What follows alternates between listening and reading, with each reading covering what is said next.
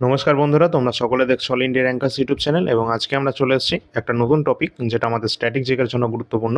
ভারতের যে সমস্ত রামসার সাইটগুলো রয়েছে সেই সমস্ত সাইটগুলোকে আমাদের দেখতে হবে, কারণ এটা এক্সামের জন্য গুরুত্বপূর্ণ। কারণ আমাদের এনটিপিসি এক্সাম চলছে এবং সেখান থেকে কিন্তু প্রশ্ন আসছে। তো অবশ্যই আমাদের দেখতে হবে এই সম্পর্কিত সম্পূর্ণ বিস্তারিত আজকে আমরা ক্লাসের মাধ্যমে দেখে নেব। এবং তোমাদের বলে রাখি 2025 পর্যন্ত এখনও পর্যন্ত আমাদের জুন মাস পর্যন্ত 91টি টোটাল কিন্তু রামসার সাইটের সংখ্যা হয়েছে। ঠিক আছে? তো এই সাইটগুলোর মধ্যে যে গুরুত্বপূর্ণ সাইটগুলো রয়েছে বা কোথায় সবথেকে বেশি সাইট রয়েছে বা কোন সাইটটা সবার প্রথম হয়েছে বা ইউনেস্কোর মাধ্যমে ডিক্লেয়ার করা হয়েছে কোন সাইটগুলো, তো এই সমস্ত গুরুত্বপূর্ণ ইনফরমেশনগুলো আজকের ক্লাসের মাধ্যমে কভার করানো হবে।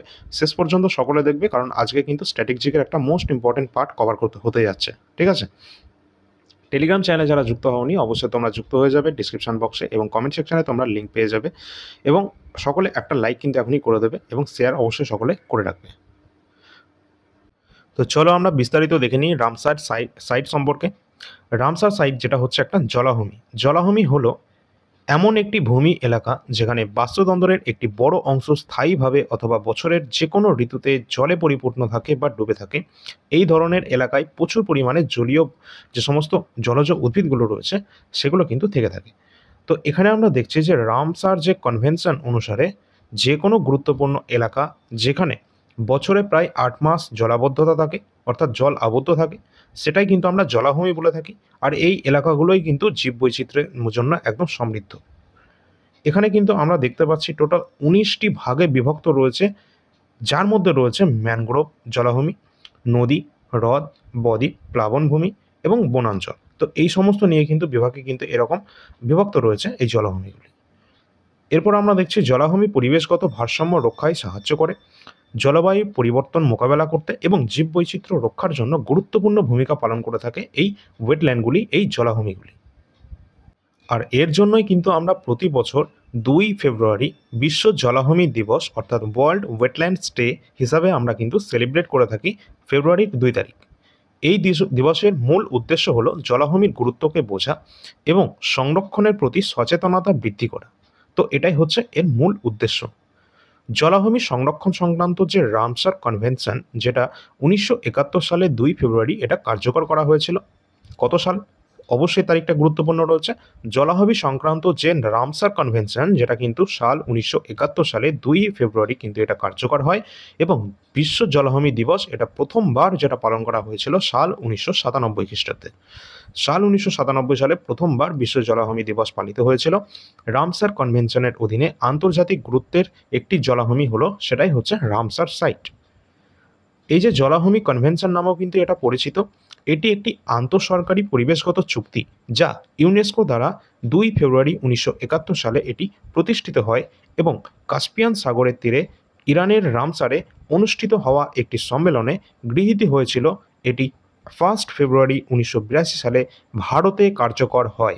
গুরুত্বপূর্ণ কোশ্চেন, ভারতে এটা কবে কার্যকর হচ্ছে? 1 ফেব্রুয়ারি 1982 সালে। রামসার যে কনভেনশন, এখানে রামসার সাইট হলো এমন জলাভূমি যার আন্তর্জাতিক গুরুত্ব রয়েছে অনেক। জলাভূমি সংক্রান্ত কনভেনশনকে রামসার কনভেনশন কিন্তু বলা হয়ে থাকে। উদ্দেশ্য কী রয়েছে? এর মূল উদ্দেশ্য বা মূল লক্ষ্য রয়েছে সারা বিশ্বের জলাভূমি সংক্রান্ত যে সংরক্ষণ ব্যবস্থা এবং প্রাকৃতিক সম্পদের টেকসই ব্যবহার প্রচার। এই কনভেনশনটি সাল 1975 সালের 21 ডিসেম্বর কার্যকর হয়েছিল। এবং 2025 সালের জুন পর্যন্ত টোটাল ভারতে যে কটা রামসার সাইট রয়েছে তার নাম্বার হলো 91। 91টি টোটাল রামসার সাইট রয়েছে জুন 2025 পর্যন্ত। আমরা যদি ইম্পর্টেন্ট কিছু রামসার সাইট বলি, যেমন আমাদের সুন্দরবন পশ্চিমবঙ্গে অবস্থান করছে, যেটা ভারতের বৃহত্তম একটি রামসার সাইট। ঠিক আছে? এছাড়া রয়েছে রেণুকা রামসার সাইট, যেটা হিমাচল প্রদেশে অবস্থান করছে, ভারতের সবচেয়ে ছোট রামসার সাইট এটা। ঠিক আছে?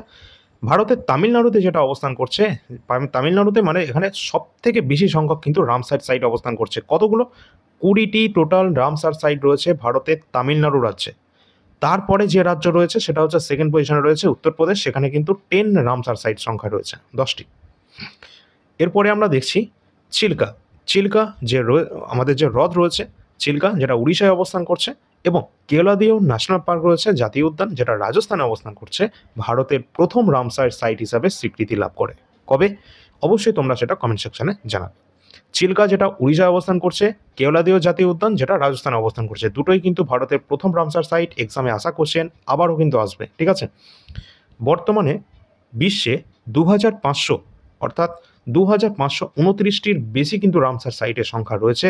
এটা কিন্তু তোমাদের ডে টু ডে কিন্তু এটা বাড়তে পারে, ঠিক আছে। তো অবশ্যই আমাদের দেখতে হবে বিশ্বের প্রথম যে স্থানটি, যেখানে কিন্তু আমাদের 1974 সালে অস্ট্রেলিয়ার যে কোবার্গ উপদ্বীপে চিহ্নিত করা হয়েছিল প্রথম রামসার সাইট। সারা বিশ্বের মধ্যে বলা হচ্ছে এটা, সারা বিশ্বের মধ্যে যে প্রথম রামসার সাইট সাল 1974 সালে এটাকে চিহ্নিত করা হয়েছিল, যেটা অস্ট্রেলিয়ার কোবার্গ উপদ্বীপে অবস্থান করছে। অবশ্যই এটা আমাদের বিশ্বের প্রথম রামসার সাইট। রামসার যে তালিকাটি, এটা রামসার কনভেনশন সচিবালয় দ্বারা এটা রক্ষণাবেক্ষণ করা হয়, যেটা সুইজারল্যান্ডের গ্ল্যান্ডে অবস্থান করছে। আন্তর্জাতিক প্রকৃতি সংরক্ষণ ইউনিয়ন IUCN এর সদর দপ্তরে অবস্থান করছে এবং ভারত সহ 172টি দেশ কিন্তু এর অন্তর্ভুক্ত রয়েছে। পরবর্তী আমরা দেখতে পাচ্ছি 2 ফেব্রুয়ারি আন্তর্জাতিক জলাভূমি দিবস কিন্তু এটা আমরা পালন করে থাকি, ওয়ার্ল্ড ওয়েটল্যান্ডস ডে পালন করি, কারণ রামসার কনভেনশনটি 2 ফেব্রুয়ারি 1971 সালে স্বাক্ষরিত হয়। তারিখটা অত্যন্ত গুরুত্বপূর্ণ। 2 ফেব্রুয়ারি 1971 সালে কিন্তু এই রামসার যে কনভেনশন এইটি স্বাক্ষরিত হয়েছিল। এই জন্যই কিন্তু আমরা 2 ফেব্রুয়ারি এই তারিখটিতে বিশ্ব জলাভূমি দিবস বা ওয়ার্ল্ড ওয়েটল্যান্ডস ডে হিসাবে কিন্তু আমরা সেলিব্রেট করি। সমগ্র এশিয়ার মধ্যে আমরা যদি বলি, ভারতে কিন্তু সবচেয়ে বেশি সংখ্যক রামসার সাইট রয়েছে সমগ্র এশিয়ার মধ্যে। আর যদি ওয়ার্ল্ডের নিরিখে বলি, তাহলে কিন্তু আমাদের এটা 3rd পজিশনে চলে আসবে। কোথায়? 3rd পজিশনে চলে আসবে টোটাল ওয়ার্ল্ডের মধ্যে। তো আমরা এখানে দেখতে পাচ্ছি রামসার সাইটের সংখ্যা ভারত কিন্তু 3য় স্থানে রয়েছে, এবং টোটাল আমরা যদি এশিয়া কন্টিনেন্টের মধ্যে বলি, তাহলে কিন্তু আমরা 1st পজিশনে আছি। বিশ্বের রামসার সাইট দেশগুলির তালিকায় যুক্তরাজ্য 175টি, অর্থাৎ বিশ্বের মধ্যে কিন্তু সবথেকে বেশি সংখ্যক রামসার সাইট রয়েছে, সেটা হচ্ছে মার্কিন যুক্তরাষ্ট্র। 175টি সেই দেশে কিন্তু এখনো পর্যন্ত রামসার সাইট রয়েছে। 2nd পজিশনে রয়েছে মেক্সিকো, দেন আসছে আমাদের ইন্ডিয়া। এর পরবর্তী আমরা দেখছি গুরুত্বপূর্ণ কিছু রামসার সাইট রয়েছে, যেমন চিল্কা হ্রদ যেটা কিন্তু উড়িষ্যায় অবস্থান করছে। এটা এশিয়ার বৃহত্তম লবণাক্ত জলের হ্রদ, যেটা আমরা সকলে জানি, যেটাকে আমরা লেগুন বলে থাকি।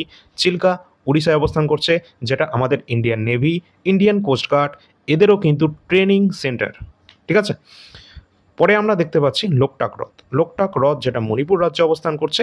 এটা একমাত্র ফ্লোটিং ন্যাশনাল পার্ক রয়েছে এখানে, যেখানে কি কেইবুল লামজাও ন্যাশনাল পার্ক তোমরা সকলে শুনেছো। তো এখানে কিন্তু অবস্থান করছে কেইবুল লামজাও ন্যাশনাল পার্ক, যেটা কিন্তু লোকটাক হ্রদ মণিপুর রাজ্যে অবস্থান করছে, বিশ্বের একমাত্র ভাসমান হ্রদ, ঠিক আছে। পরে আজ আমরা দেখতে পাচ্ছি এটা কেওলাডিও ন্যাশনাল যেটা উদ্যান রয়েছে, জাতীয় উদ্যান রয়েছে, যেটা কিন্তু রাজস্থানে অবস্থান করছে। এখানে বিখ্যাত কিন্তু পাখি অভয়ারণ্য রয়েছে, তার নাম কি তোমরা সকলে বলবে? অবশ্যই কিন্তু ভরতপুর। আমরা জানি ভরতপুর বার্ড স্যাংচুয়ারি অবস্থান করছে কোথায়? রাজস্থানে। এরপর আমরা দেখতে পাচ্ছি 2025 সালে ফেব্রুয়ারিতে চারটি নতুন কিন্তু রামসার সাইট কিন্তু এখানে অন্তর্ভুক্ত হয়েছে। তো এই চারটি কি রয়েছে সেগুলো আমাদের দেখতে হবে। ফার্স্টে কিন্তু আমাদের রয়েছে যেটা সাক্কারকোট্টাই পাখি অভয়ারণ্য, যেটা কিন্তু তামিলনাড়ু রাজ্যে অবস্থান করছে। সাক্কারকোট্টাই পাখি অভয়ারণ্য বার্ড স্যাংচুয়ারি, যেটা অবস্থান করছে তামিলনাড়ুতে। থারথাঙ্গল পাখি অভয়ারণ্য, যেটা তামিলনাড়ুতে অবস্থান করছে, অর্থাৎ তামিলনাড়ু থেকে আমরা দুটো পাচ্ছি। এছাড়া রয়েছে সিকিম থেকে একটা, যেটা হচ্ছে খেচিও পালোরি যেটা জলাভূমি রয়েছে, যেটা কিন্তু সিকিমে অবস্থান করছে। এছাড়া রয়েছে উদুবা হ্রদ, যেটা কিন্তু ঝাড়খণ্ডে অবস্থান করছে।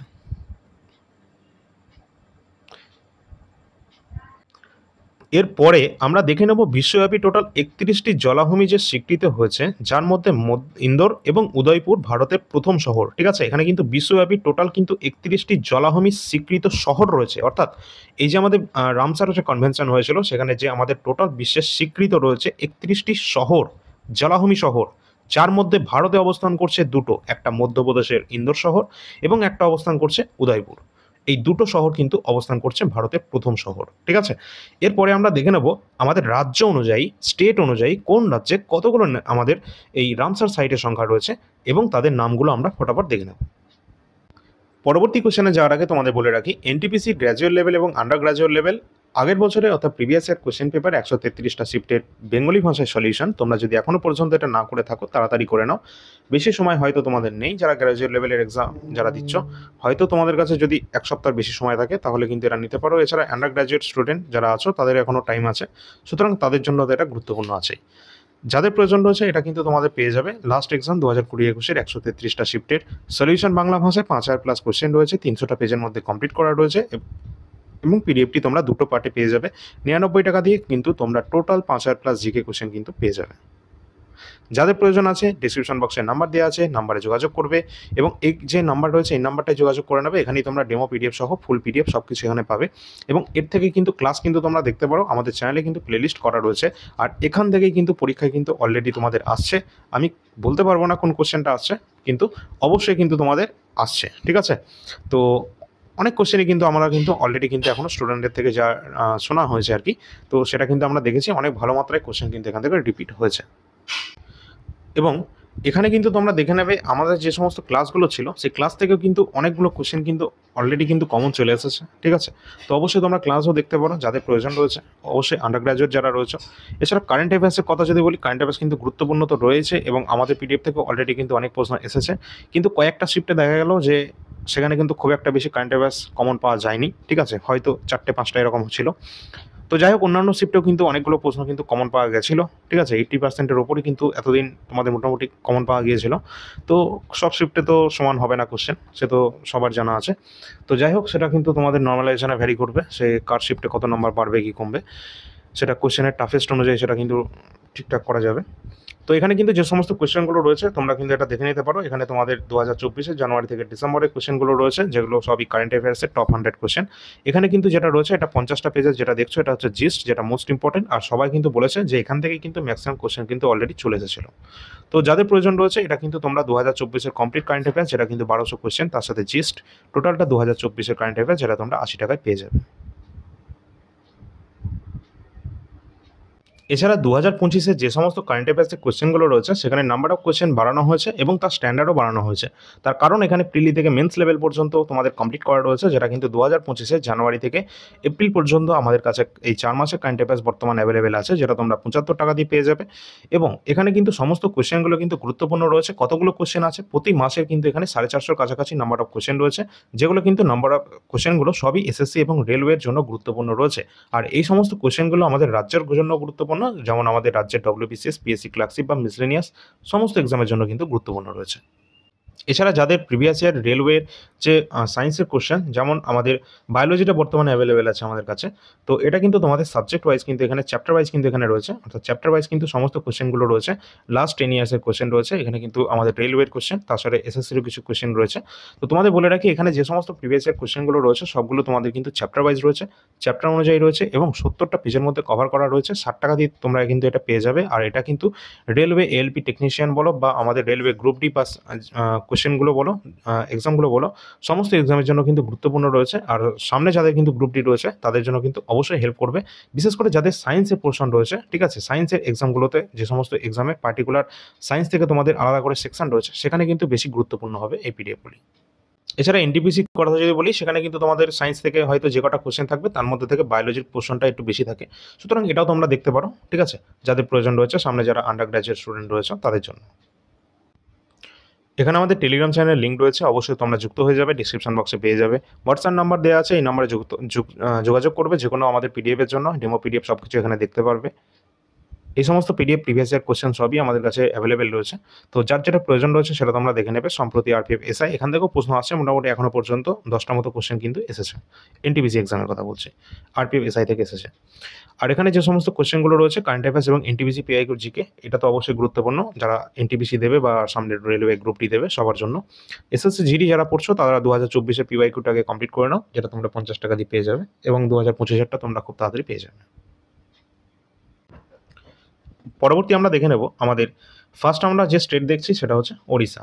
ওড়িশার মধ্যে টোটাল আমরা 6টি কিন্তু এখানে আমাদের রামসার সাইটের সংখ্যা পাচ্ছি। তো এখানে কিন্তু যে সমস্ত আমরা কিন্তু এখানে গুরুত্বপূর্ণ যেগুলো রয়েছে সেগুলোই আমরা একটু দেখে নেব, ঠিক আছে?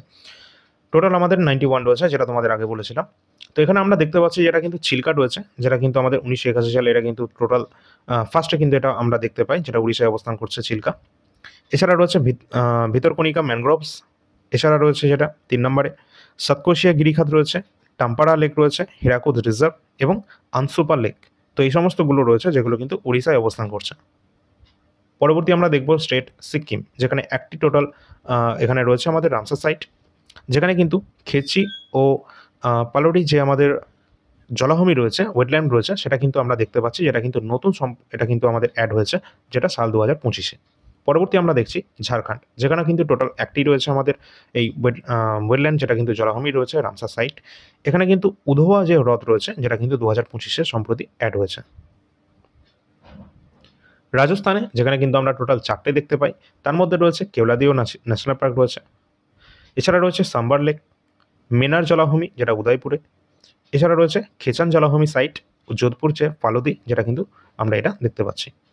পরে কোশ্চেন আমরা দেখব জম্মু অ্যান্ড কাশ্মীর। জম্মু অ্যান্ড কাশ্মীরে টোটাল আমরা 5টা দেখতে পাচ্ছি, যার মধ্যে রয়েছে উলার লেক, হকেরা জলাভূমি, সুরিনসার এবং মানসার হ্রদ, এছাড়া রয়েছে হিগাম যে জলাভূমি রয়েছে, যেটা কিন্তু সংরক্ষণ কেন্দ্র, এছাড়া রয়েছে শালবুগা যে জলাভূমি সংরক্ষণ।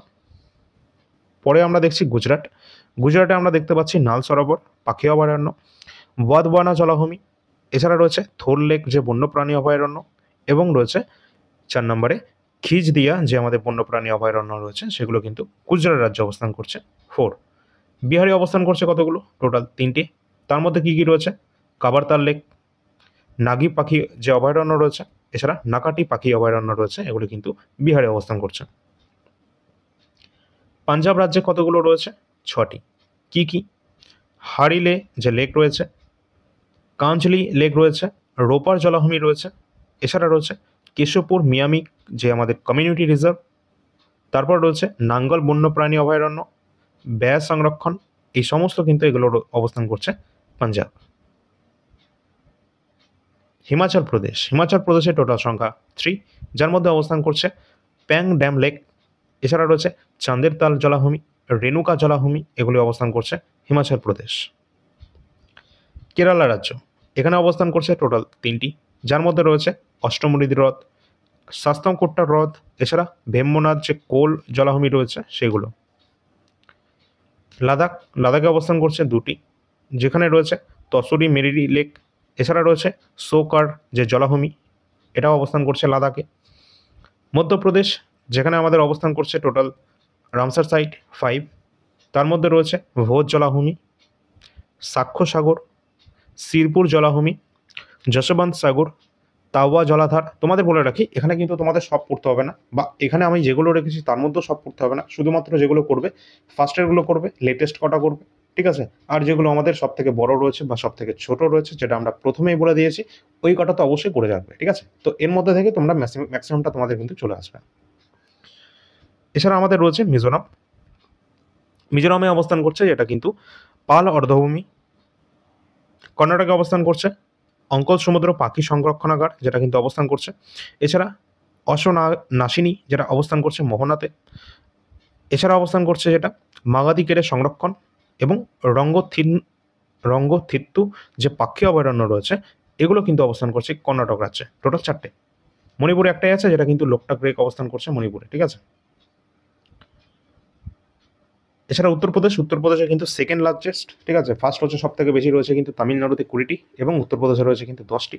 তো উত্তরপ্রদেশের 10টার মধ্যে কী কী রয়েছে, উচ্চগঙ্গা নদী, যেটা কিন্তু ব্রিজঘাট থেকে নারোরা প্রসারিত এই পর্যন্ত, নবাবগঞ্জ পাখি অভয়ারণ্য, পার্বতী আরগা পাখি অভয়ারণ্য, যেটা অবস্থান করছে উত্তরপ্রদেশ, সমন পাখি অভয়ারণ্য, সামাজপুর পাখি অভয়ারণ্য, সান্দি পাখি অভয়ারণ্য, এছাড়া রয়েছে হায়দারপুর জলাভূমি, বাখিরা বন্যপ্রাণী অভয়ারণ্য, এবং সারসিদপুর বাখিরা অভয়ারণ্য।